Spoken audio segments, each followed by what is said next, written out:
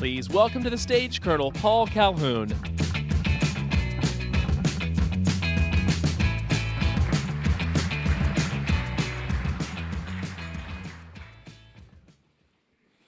Energy is fundamental to human society. Our collective ability to generate, store, and distribute energy defines the upper limits of our technology and productivity. As a result, breakthroughs in energy technology can have significant cascading impact. I believe the next leap forward in energy distribution will leverage wireless power beaming to create a dynamic, adaptive, speed-of-light energy web.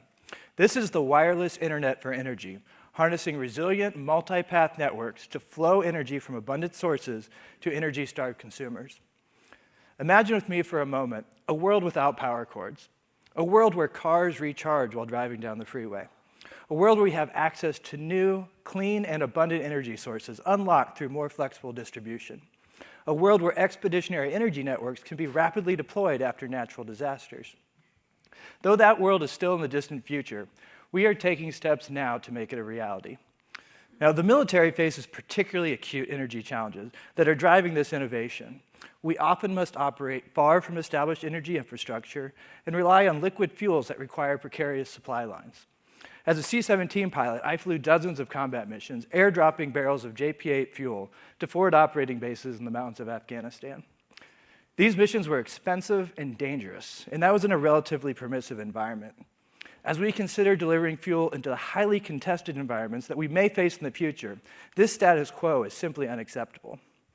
History has shown energy transport breakthroughs like the Roman roads, railroads, mechanized warfare, and air refueling tankers that more rapidly and reliably move energy through the battle space give a decisive advantage. We believe the next energy revolution will be enabled by the energy web. It will dramatically compress transport timelines and resiliently provide distributed energy to consumers in air, on land, on the sea, undersea, and in space. Now, this could address some of our most vexing challenges, but how do we get there? Let's look at the current state of the art in power beaming and explore where DARPA wants to go next. Now, power beaming sounds exotic, but it's exactly the same physics that we're familiar with from wireless communication. You need a power source, you convert that power to a propagating wave, typically electromagnetic, send it through free space, and collect it through an aperture, and convert it back to electricity. In your cell phone, for example, that electricity is used as a signal that encodes voice or data. For power beaming, that converted electricity is used directly for power.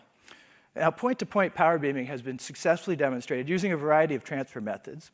These include laser and microwave power beaming that you can see behind me. Recently, we've also been exploring acoustic power beaming. Now, these demos prove that this is feasible, but also highlight some of the ongoing challenges. First, these previous demos are custom-built to work with a particular transmit and receive pair. Generally, they're not suitable for use in a larger, scalable network. Second, conversion efficiencies remain a serious challenge. In a multi-hop network, if you try to convert from a propagating wave back to electricity, back to propagating wave at each node, you quickly accrue unacceptable losses. Each one of those conversions is relatively inefficient, and thus multiplying them across a chain is impractical. The critical missing element to overcoming these challenges is effective power beaming relays. So that's where DARPA is focused. The DARPA Power Program, which is now accepting proposals, is investing in effective, high-altitude optical power relays. An effective optical power beaming relay has to do three things. It must efficiently redirect energy without conversions. It must correct wavefront aberrations to maintain a tight beam to allow it to have long range. And it must selectively harvest some of the energy to power itself.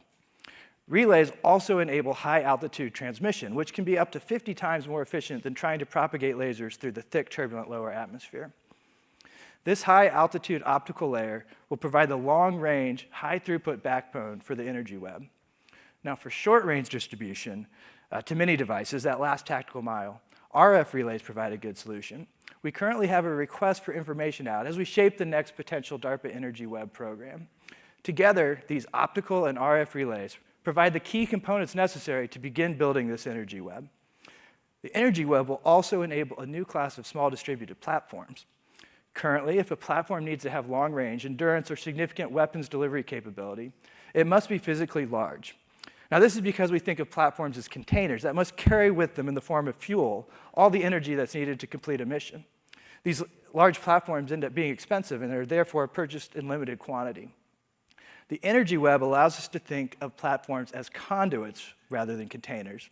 It no longer matters how much energy a platform can carry. What matters is the energy that flows through the network. Offboarding energy storage and generation decouples platform size from performance.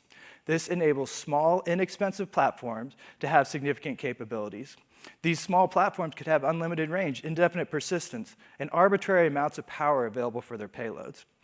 Quantity coupled with capability provides a means to overwhelm even the most challenging contested environments. Now, full realization of this wireless energy web will be many years in the making and will take partnerships across the government, academia, and industry. I'm here today to tell you this exciting journey has begun. I welcome you to contact me, and we can all work together to create a more dynamic energy future. Thank you.